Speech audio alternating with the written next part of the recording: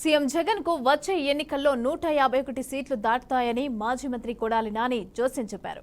మహిళా ఓటర్లంతా ఏకపక్షంగా ఓట్లు వేస్తారని ధీమా వ్యక్తం చేశారు. ఇక ముగ్గురు కాదు 10 మంది కలిసి వచ్చినా కూడా వైసీపీకి ఏం కాదని అన్నారు. గుడివాడలో వైసీపీ అభ్యర్థిగా నామినేషన్ వేసిన తర్వాత కొడాలి నాని ఈ మాటలు మాట్లాడారు. ఇక కూటమి తీరును తప్పుబట్టారు. ఒక 500 మంది దిగుతారా? ఏం చేస్తారు?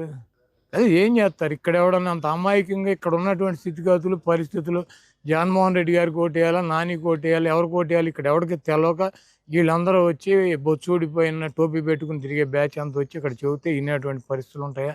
ఊరినే కులాలనే కుంపటి రెచ్చగొడతాకి నా భార్య అది, నా తమ్ముడు ఇది, మా అమ్మాయి ఇది, ఇవన్నీ కూడా రాజకీయాల్లో కులాలను అడ్డం పెట్టుకుని ఒక కులాన్ని ఒక మతాన్ని అడ్డం పెట్టుకుని గెలవగలిగినటువంటి పరిస్థితి రాజకీయాలు ఉంటాయా?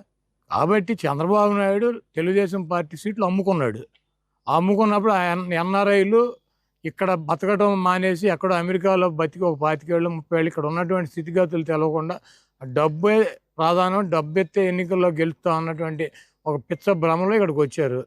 వాళ్ళకి మళ్ళీ ఎప్పుడైతే ఎలా అయితే వచ్చారో అలా కౌంటింగ్ రోజు ఇక్కడ ఉన్నటువంటి పబ్లిక్ వీళ్ళందరికీ రిటర్న్ టికెట్లు కొని వీళ్ళ డబ్బులతో వాళ్ళని మళ్ళీ అమెరికా పంపిస్తారు. మళ్ళీ 5 ఏళ్ళకి వస్తారు. ఇయే సొల్లు కబుర్లు పిట్ట కథలు చెబుతారు. ఈ పనికి మాలిన వెధవలంతా వచ్చి ఇక్కడ.